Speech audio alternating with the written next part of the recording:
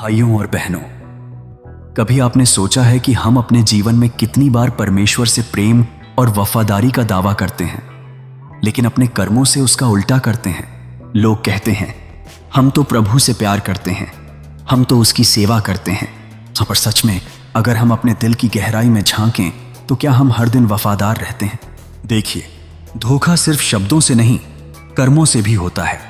जब हम अपने दिल में किसी और चीज को परमेश्वर से ज्यादा जगह देते हैं, चाहे वो पैसा हो, नाम हो, आराम हो या अपनी इच्छाएं, हम दरअसल उसे धोखा दे रहे होते हैं।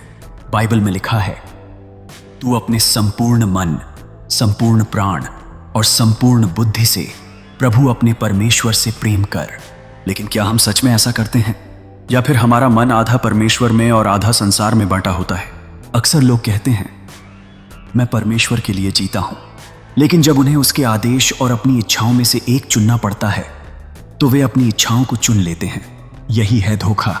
यह वैसा ही है जैसे कोई पति या पत्नी कहे, मैं तुझसे प्यार करता हूं, लेकिन अपने दिल में किसी और के लिए जगह बनाए। परमेश्वर के सामने ऐसी दोहरी चाल नहीं चल सकती। वह दिलों को परखने वाला है।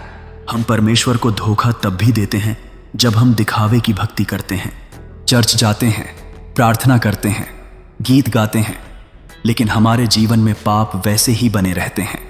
परमेश्वर के लिए यह सिर्फ खोखले शब्द हैं। वह कहता है, यह लोग होंठों से मेरा आदर करते हैं, पर उनका हृदय मुझसे दूर है।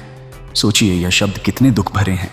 हम परमेश्वर को धोखा तब भी देते हैं जब हम उसकी दी हुई चीजों का सही उपयोग नहीं करते।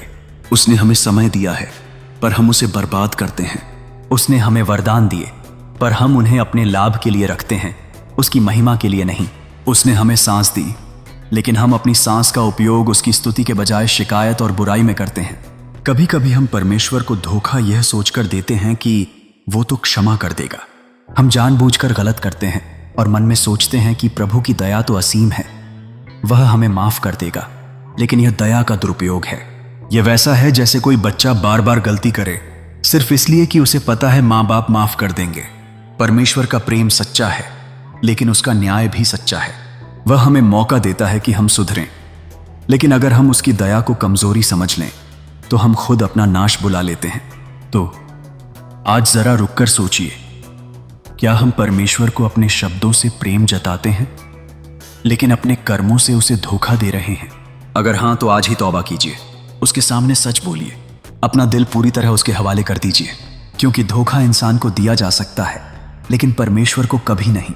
वह सब जानता है, आपके शब्द, आपके कर्म, यहां तक कि आपके छिपे हुए विचार भी। इसलिए अपने प्रेम को सच्चा बनाइए। अपने जीवन को ऐसा बनाइए कि जब परमेश्वर आपको देखे तो कहे, यह मेरा विश्वास योग्य दास है,